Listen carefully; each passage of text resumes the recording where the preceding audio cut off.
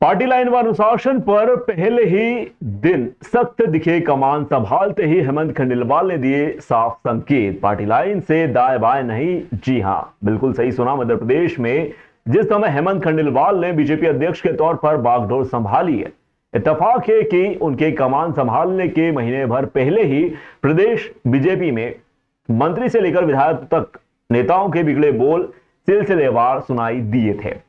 Media से बातचीत करते हुए बीजेपी के नए प्रदेश अध्यक्ष हेमंत खंडेलवाल ने पार्टी के अनुशासन को लेकर बात की। हेमंत खंडेलवाल ने कहा, बीजेपी में अनुशासन हमारी परंपरा का हिस्सा है। उन्होंने कहा, कुर्सी संभालते ही संदेश दिया भी, अपने बयानों से पार्टी की मुश्किलें बढ़ाने वाले सतर्क हो जाएं। उनका कहना है, कार्यकर्ताओं के सैलाब में सबका सत्कार, सबकी होगी सुनवाई। प्रदेश बीजेपी अध्यक्ष की कमान संभालने के बाद हेमंत खंडेलवाल ने 3 राउंड में एक कार्यकर्ता का अभिवादन स्वीकार किया। धक्कों में आगे पीछे होते हुए फूल मालाएं स्वीकारते हुए खंडेलवाल ये जताने और बताने की कोशिश कर रहे थे कि कार्यकर्ता उनकी ताकत हैं। खंडेलवाल का कहना है, हर कार्यकर्ता का पूरा सम्मान है, कार्यकर्ता सिर्फ आंखों पर हैं। अध्यक्षीय कार्यकाल के पहले घंटे में उन्होंने मंच से यह संदेश भी दिया कि चलना तो पार्टी लाइन पर ही होगा। उनका जोर इसी पर था कि अनुशासन पार्टी की रीति नीति है, उसकी परंपरा का हिस्सा है, इसीलिए पार्टी लाइन से अगर कोई दाएं बाएं हुआ तो दिक्कत हो जाएगी। बता दें कि हेमंत खंडेलवाल शांतिकाल के अध्यक्ष हैं। अभी मध्य प्रदेश में चुनाव काफी दूर है, लेकिन चुनौतियां कई हैं। भाई और बहनों, मैं मानता हूं कि मुझे जो आपने दायित्व सौंपा है, जो पद सौंपा है, वो पद नहीं एक दायित्व है। मेरे से पहले जनसंघ के लेके भारतीय जनता पार्टी तक 27 अध्यक्ष हुए हैं, जिन्होंने समय समय पे इस पार्टी को मजबूत करने का काम किया है।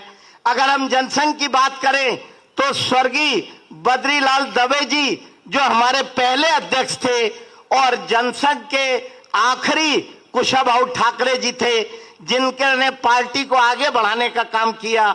और उसके बाद सुंदरलाल जी पटवा, जिनके नेतृत्व में भारतीय जनता पार्टी का गठन हुआ, और वहां से ये यात्रा आगे बढ़ी और हमारे बीडी भाई साहब ने इसे ऊंचाइयों पे पहुंचाने का काम किया। मैं आप सबको बताना चाहता हूं कि ये भारतीय जनता पार्टी का जो संगठन है, इसे पूरे देश में आदर्श रूप देने का काम किया, तो वो सबसे बड़ा काम हमारे आदरणीय कुशाभाऊ ठाकरे जी ने किया।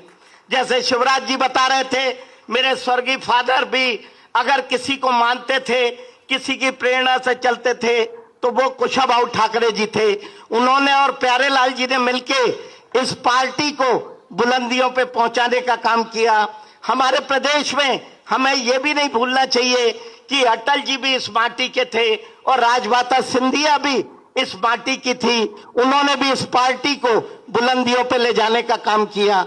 मैं आपको बताना चाहता हूं कि कई लोग आज हमारे बीच में नहीं रहे, जिसमें अगर हम याद करें तो संत कैलाश जोशी को हम याद कर सकते हैं, स्वर्गीय पटवा जी, आज श्री बद्रीलाल दवे जी, नारायण शेजवलकर जी, सकलेचा जी, शिव प्रसाद जी, रामहित गुप्त जी, ब्रजलाल वर्मा जी, आदरणीय लक्ष्मी नारायण पांडे जी, प्रभात जी, नंदू भैया, हम सब इनके योगदान को भी नहीं भूल सकते।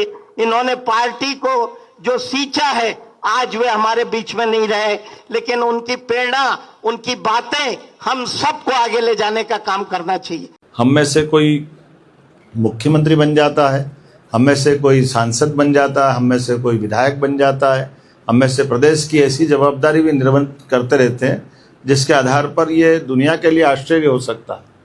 हम सब देख रहे हैं कि कांग्रेस के अंदर जिस प्रकार से निर्वाचन को मामले को लेकर के बड़े जोर शोर से बातें कही गई थी, लेकिन कांग्रेस के जहाँ जहाँ निर्वाचन चल रहे हैं वहाँ झगड़े हो रहे, दंगे हो रहे।